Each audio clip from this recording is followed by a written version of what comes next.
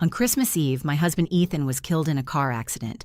One moment I was wrapping gifts in the living room, waiting for him to come home, and the next, a stranger's voice on the phone told me he was gone. I couldn't breathe. My hands shook as I dialed my parents, desperate for comfort, desperate for someone to tell me I wasn't alone. Through my sobs, I managed to say, "Dad, Ethan's dead. I need you." My father's voice was cold, almost irritated.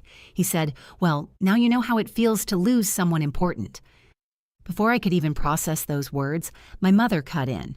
Her tone was sharp, unyielding. She said, "Maybe God is teaching you a lesson. Maybe this is what you needed to understand obedience." I felt my heart drop. I was drowning in grief, begging for compassion, and all I got was judgment. I hung up the phone with my tears still falling, realizing that not only had I lost my husband, but in that moment, I had lost my family too. But what they didn't know, what they could never have imagined, was what Ethan had quietly left behind. And when they finally saw his obituary in the newspaper, their world and mine would never be the same. My name is Clara Hayes, and until that Christmas Eve, I thought my life was simple, but full of love. Ethan and I had been married for 5 years. We lived in a small but warm house in North Carolina, the kind of place where neighbors knew each other's names and children rode bikes in the street until sunset. Our home wasn't filled with luxury, but it was filled with laughter, music from Ethan's old guitar, and quiet moments that made me feel safe. Ethan was 32, a construction supervisor who worked harder than anyone I knew. He came home covered in dust most days, but he always kissed me first before he even set his boots aside. People sometimes overlooked him, assuming he was just another working man with little to offer. But to me, he was everything. Gentle, strong, and endlessly giving. My parents never saw him that way. My father, Richard, believed success was measured in numbers on a paycheck. He wore his pride like armor, and to him, Ethan was a disappointment. "He'll never be able to give you the life you deserve," he used to say. My mother, Elaine, agreed, but cloaked her criticism in religion. Whenever I tried to defend my husband, she would shake her head and say, "God calls us to wisdom, Clara. You chose wrong, and one day you'll see that." The only one who ever offered me quiet sympathy was my younger brother, Daniel. He was 26, still trying to find his place in the world. Whenever tension flared, he kept his head down. Sometimes he would slip me a text after family dinners. "I know they're hard on you. I'm sorry." He never dared to speak up in front of our parents, but those little messages told me he cared. Still, despite their disapproval, Ethan and I built a life we were proud of. We didn't have much, but we shared everything. On that last morning before the accident, we had coffee together in the kitchen. He teased me for burning the toast again, and I told him he worked too much and needed to rest. He smiled, squeezed my hand, and promised me, "Next year, Clara, everything will be easier." I believed him. I had no idea those would be the last words he ever said to me. Christmas Eve had always been my favorite day of the year. I loved the quiet magic that came with it. The smell of cinnamon candles burning in the kitchen, the soft glow of lights on our little tree, the anticipation of exchanging gifts. Ethan had promised to be home early that night. He said he wanted to help me wrap the last of the presents and then sit by the fire to watch one of our favorite movies. It was supposed to be simple and perfect. I had just finished setting out 2 mugs for hot cocoa when the phone rang. I almost ignored it, thinking it was a neighbor or a holiday greeting. But something about the way it rang, sharp, insistent, made me answer. The voice on the other end belonged to a police officer. He asked for me by name, his tone steady but heavy. Then he said the words that shattered my world. Ethan had been in a car accident. A truck had skidded on black ice and hit his car head-on. He didn't survive. I remember dropping the phone. My body hit the floor before my mind caught up. I gasped for air, my chest tightening like someone had wrapped chains around it. My hands shook uncontrollably as I picked the phone back up, praying I had misheard, but the officer repeated it slowly. Ethan was gone. The house felt suddenly enormous and empty. Just minutes earlier, it had been full of promise and warmth. Now it was hollow, a tomb of everything Ethan and I had planned. I couldn't think clearly. My first instinct was to call my parents. Even though I knew how critical they could be, they were still my parents. I needed someone to hold me up when my knees couldn't. I needed to hear them say they would be there. Through tears, I dialed their number. My father answered. I could barely get the words out. "Dad, it's Ethan. He's dead. There was an accident. I don't know what to do." For a moment, there was silence. Then my father's voice, cold and clipped, filled the line. "Well, now you know how it feels to lose someone important." The words cut deeper than the news of Ethan's death. I thought maybe grief had made me mishear him. I asked, "What do you mean?" "I just lost my husband." He didn't soften. His tone was final, almost annoyed. "Life is hard, Clara. People die. You're not the only one who suffers." Before I could respond, my mother took the phone. Her voice carried the same sharpness it always had when she spoke about Ethan. "Maybe God is teaching you a lesson. Maybe this is His way of showing you what happens when you don't listen. You should have chosen differently, Clara. Now you see." I felt my breath catch in my throat. My heart was already broken, but in that moment it was as if someone had driven a nail into the pieces. I wanted to scream. I wanted to beg them to take it back. Instead, I said, "How can you say that to me? I just lost the man I love." In the background, I heard Daniel's voice, faint, almost like he was trying not to be heard. "Clara, I'm so sorry." But before he could say more, my mother snapped, "Daniel, not now." The line went quiet again. I was left gasping into the phone, tears blinding me. My parents had given me no comfort, no support, only judgment and condemnation. The silence on their end was louder than any scream. With shaking hands, I ended the call. I stared at the phone in disbelief, as if it had betrayed me too. In the span of minutes, I had lost my husband and realized my family would not be there for me. The pain of that truth settled over me like a suffocating weight. The hours that followed were a blur. I sat on the couch with Ethan's sweater pulled over me, breathing in his scent as if I could hold on to him through fabric. I kept hoping I would wake up and it would all be a nightmare. But the reality was undeniable. There were calls to make, arrangements to consider, and people to inform, and I was expected to do it alone. When the funeral home asked about obituary details, I froze. That was something families usually handled together. A mother, a father, siblings gathered around a kitchen table, piecing together the life of the one they had lost. But my family had already turned their backs. The responsibility fell to me. That night, while other families in town were gathering for Christmas Eve dinners, I sat at the kitchen table, staring at a blank sheet of paper. My tears stained the page as I tried to find the words to honor Ethan. I wanted people to know who he really was. The man who gave his last dollar to a coworker who couldn't afford groceries. The man who volunteered to build ramps for disabled neighbors. The man who always put others before himself. I wrote until my hand cramped, capturing every piece of him I could. It wasn't just an obituary. It was my love letter to the world about who Ethan was and what he meant to me. When I finally put down the pen, I realized something powerful. My parents could choose to dismiss him. They could call him unworthy, broke, or a mistake. But Ethan had lived a life of quiet strength and generosity that they would never understand. And now, even in death, I was determined to make sure everyone else did. The day after the accident, the house felt like a museum of Ethan's life. His boots were still by the door, dusted with mud from the construction site. His jacket hung on the back of the chair where he had left it, waiting for him to slip it on again.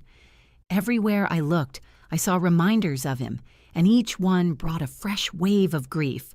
But as the sun rose and light filled the kitchen, I realized something I hadn't let myself face yet. Ethan deserved to be remembered the right way, and it was up to me to make that happen. My parents weren't going to help. They had made that clear. The idea of walking into a funeral home alone terrified me, but the thought of letting Ethan's memory be diminished by neglect terrified me more. I sat at the table with his photograph in front of me and whispered, "I'll do this for you. I'll do it right." The first step was planning the funeral. When I called the funeral director, my voice shook, but I kept going. I explained that Ethan was only 32, that he was loved, that he mattered. The director spoke kindly, telling me they would handle everything they could, but I still needed to make decisions. Where the service would be, what music would play, what words would be spoken. I didn't know where to begin, but then I remembered how Ethan used to hum while fixing things around the house. His favorite hymn was Amazing Grace. He sang it under his breath when he thought no one was listening, and sometimes I would join in just to make him laugh. That would be the song. When it came to the obituary, I refused to reduce him to a list of dates and relatives. He wasn't just a birth date and a death date. He was the nights he stayed late to help a friend move into a new apartment. He was the weekends he spent building wheelchair ramps for strangers.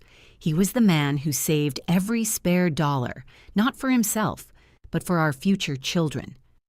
I wrote about how Ethan led with kindness, how he gave without expecting anything in return, how he built a legacy of love in the quietest of ways. The words poured out of me as if he were guiding my hand. I described how his co-workers adored him, how neighbors trusted him, how his smile lit up rooms. I wanted the world to know the truth, that Ethan was not a man to be pitied, as my parents claimed, but a man to be honored. When I turned in the obituary to the newspaper, the woman behind the desk looked at me with soft eyes. She said, "He sounds like someone we should all aspire to be." That simple sentence gave me strength. But strength was fragile in those days. At night, when the house was quiet and I lay in bed alone, grief threatened to consume me. I clutched Ethan's pillow and begged for one more moment, one more conversation, one more laugh. Sometimes I wondered if I could even survive the weight of it all. But every time I felt myself slipping, I remembered what Ethan always told me. "Clara, you're stronger than you think." So I kept going. I visited the funeral home again to choose flowers. I picked white lilies because Ethan once told me they reminded him of peace. I selected a simple wooden casket, the kind he would have chosen for himself, humble, strong, without unnecessary show. I arranged for the service to be held in the community church, even though I knew my parents might not come. It wasn't about them. It was about Ethan. Friends and neighbors stepped in where my family would not. Ethan's co-workers offered to cover expenses. A neighbor brought casseroles to keep me fed. The church choir volunteered to sing without asking for anything in return. Their kindness reminded me that family isn't always defined by blood. Sometimes it's the people who show up when your world collapses. As the days passed, I realized something was shifting inside me. Grief still tore at me, but there was also a growing fire, a determination to protect Ethan's name, to ensure that those who dismissed him would have no choice but to see the truth. The final act of that resolve was the obituary. Publishing it wasn't just about informing people of his death, it was a declaration. It was me standing in front of the world and saying, this man mattered. His life was worth remembering. His love was worth honoring. When the paper finally came out, I held it in my hands and felt tears streaming down my face. There it was in black and white. The story of Ethan Hayes, not the way my parents had labeled him, but the way he truly was. I knew my parents read the paper religiously. They would see it. They would read every word. And they would finally be confronted with the truth they had chosen to ignore. That thought gave me a strange sense of peace. For once, I wasn't just reacting to their cruelty. I was standing up for Ethan, for our marriage, for the love that had carried me through the best years of my life. The days leading to the funeral were the hardest I had ever known, but as painful as they were, they also forged something inside me. I was no longer the daughter who bowed her head when her parents spoke. I was the wife who refused to let her husband's memory be erased by judgment and cruelty. And though I didn't know it yet, the words I had written about Ethan would not only honor him, they would reveal a side of his life that even I had underestimated. My parents thought they knew everything about Ethan. They were about to discover how wrong they were. The morning the obituary was published, I sat at the kitchen table with the newspaper spread in front of me. My coffee went cold beside me, untouched, as I read the words I had written again and again. I wanted them to sink in, to feel real, to remind me that Ethan's story was finally told. His face, smiling and strong, was printed for the entire town to see. For once, he wasn't invisible. By noon, neighbors began calling. Friends stopped by with flowers and condolences. One woman from down the street, whom I barely knew, hugged me with tears in her eyes. "I had no idea Ethan volunteered at the shelter," she said. "That was beautiful. He touched more lives than he probably realized." Each person who came through the door confirmed that I had done the right thing. But I also knew that somewhere across town, my parents were reading the same words. Richard and Elaine Hayes, who had dismissed Ethan as broke and unworthy, were now faced with the truth. My heart ached to imagine their reactions, not because I wanted their approval anymore, but because I knew the reality would shake them. 2 days later, at the funeral, the church was filled. People I had never met before lined the pews. Co-workers, neighbors, friends from the shelter, even the children he used to coach in Little League, all of them came to pay their respects. The choir began to sing Amazing Grace, Ethan's favorite hymn, and I felt my chest tighten as the music carried his memory through the room. I sat in the front row, clutching the folded program in my lap. My hands trembled, but I felt a strange calm too. Ethan was gone, but he was surrounded by love. That was what mattered. Then, as the service began, I noticed movement at the back of the church. My parents walked in. Richard's jaw was tight, and Elaine clutched her purse like it was a shield. Behind them was my brother Daniel, his head bowed. I hadn't invited them. I hadn't expected them. For a moment, anger surged in me. Anger that they would dare to appear after the cruelty they had shown. But then I remembered the obituary. They weren't here for me. They were here because the words had forced them to see Ethan differently. When the pastor opened the floor for memories, person after person stood to speak. A coworker talked about Ethan staying late to train new hires without ever asking for overtime pay. A neighbor described how Ethan fixed her porch for free when she couldn't afford repairs. A young woman in a wheelchair shared how Ethan built her a ramp so she could leave her house without struggling. Each story was a piece of the puzzle, painting a picture of a man my parents had never cared to know. I turned slightly, watching my parents' faces as they listened. Richard's expression was hard, but I could see cracks forming. Elaine dabbed her eyes with a tissue, her lips pressed tight. They looked small in that church, surrounded by people who had known Ethan's worth all along. After the service, we gathered outside. The air was cold and snowflakes began to fall softly, dusting the black coats of the mourners. People hugged me, pressed my hands, whispered words of comfort. I felt carried by their kindness, even as my heart remained heavy. It was then that the lawyer approached me. He introduced himself as the executor of Ethan's will and asked if I could come to his office later that week. My stomach tightened. I had assumed there would be little to discuss. Ethan and I had lived modestly with few luxuries. I expected debts, maybe a small insurance policy, but nothing more. That Friday, I sat across from the lawyer in a small office filled with papers and dusty books. My parents arrived unexpectedly, uninvited, claiming they wanted to support me. In truth, I knew they were curious. They had heard whispers after the obituary, rumors about Ethan's quiet generosity, and now they wanted to see for themselves. The lawyer cleared his throat and began. He explained that Ethan had been saving and investing for years. He had purchased land quietly, rented it out, and built a steady income stream. He had stocks, bonds, and accounts I never knew existed. It turned out that Ethan wasn't broke at all. He had built a future for me, carefully and quietly, never boasting about it, never letting on how much he had accomplished. As the lawyer read the details, my parents' faces shifted from curiosity to shock. Richard leaned forward, his mouth slightly open.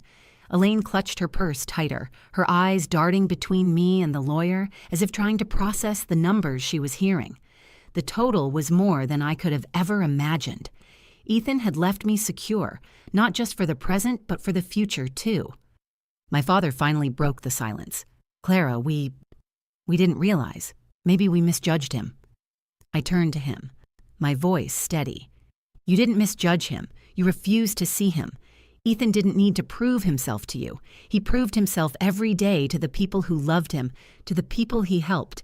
He gave me everything I needed, and none of it had to do with money. Elaine's eyes filled with tears. We only wanted what was best for you. I shook my head. Number, you wanted what looked best for you. There's a difference. The room fell silent. For the first time in my life, I wasn't begging for their approval or defending my choices.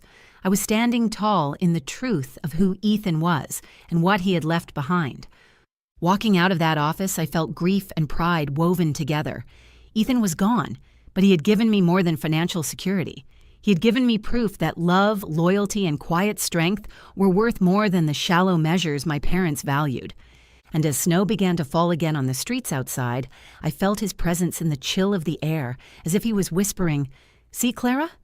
I told you everything would be easier." After the lawyer's office, life felt different in ways I struggled to explain. I walked out with papers that confirmed Ethan had left me financially secure. But the deeper truth was that he had given me something greater than money. He had left me dignity, strength, and undeniable proof that the man my parents had dismissed was extraordinary. The days that followed were not easy. Grief is not softened by money or legacies. Each morning, I woke up expecting to hear Ethan in the kitchen, whistling as he poured coffee, and each morning the silence reminded me he was gone. The ache in my chest remained constant. But now, when I looked at his photograph on the mantel, I no longer felt only sorrow. I felt pride. Ethan had built a life of meaning, and I was entrusted with carrying that forward. My parents reached out after the reading of the will. They left messages on my phone, some apologetic, some defensive. Richard's voice was stiff, but I could tell he was trying. "Clara, I may have been wrong about Ethan. Maybe I didn't give him a fair chance. I want to talk." Elaine's messages were softer, laced with guilt. "We only wanted you to be safe, Clara. We didn't see what you saw. Please, let us make this right." For years, I had longed for their approval, for a kind word, for acceptance of my choices. But now, as I listened to their messages, I realized something had changed inside me. I didn't need their validation anymore. I had spent too long measuring myself against their impossible standards. Ethan had loved me without conditions, and that love had been more valuable than anything my parents could offer. When I finally answered their call, I was calm. "I don't hate you," I told them, "but I don't need you to explain yourselves. Ethan didn't need your approval, and neither do I. I loved him exactly as he was, and I will honor him for the rest of my life. That's enough." There was silence on the line. My parents were not used to me speaking with that kind of strength. I ended the call with a simple goodbye. For once, I did not cry afterward. I felt free. In the weeks that followed, I focused on carrying Ethan's spirit into the world. I visited the shelter where he had volunteered and offered to continue his work. The director hugged me and said, "He was one of our best. You're always welcome here." I donated to causes Ethan had cared about, not to prove anything to anyone, but because it was what he would have wanted.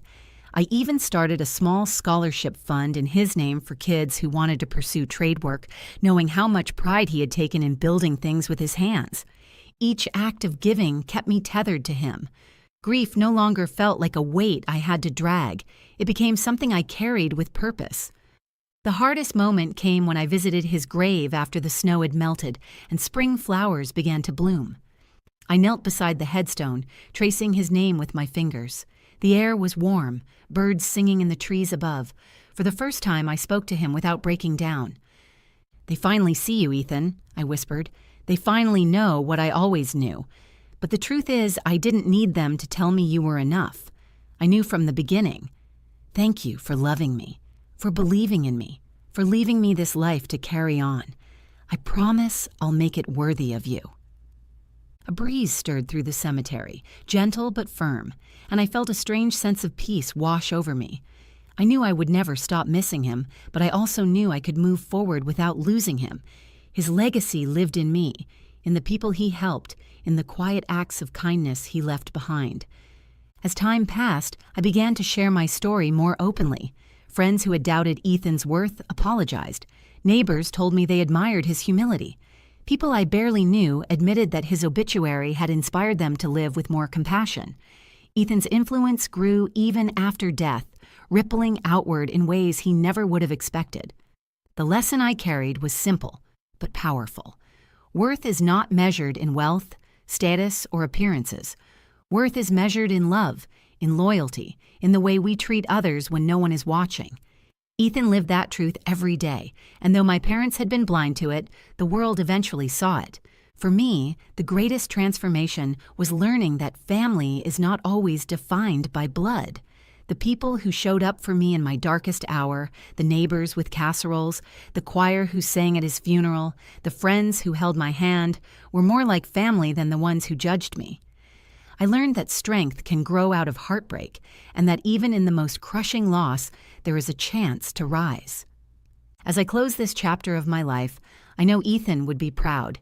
He used to tell me, "Clara, you'll do amazing things. You don't even see it yet." Now I finally believe him. When I think of that Christmas Eve, the pain is still sharp, but it no longer defines me. What defines me is the love Ethan gave, the lessons he taught through the life he lived, and the strength I found in his absence.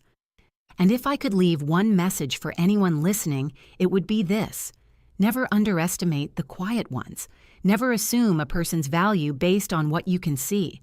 Sometimes the richest lives are the ones lived in humility, kindness, and love. Ethan was proof of that, and his legacy will carry on through me and through every life he touched. Thank you for listening to my story.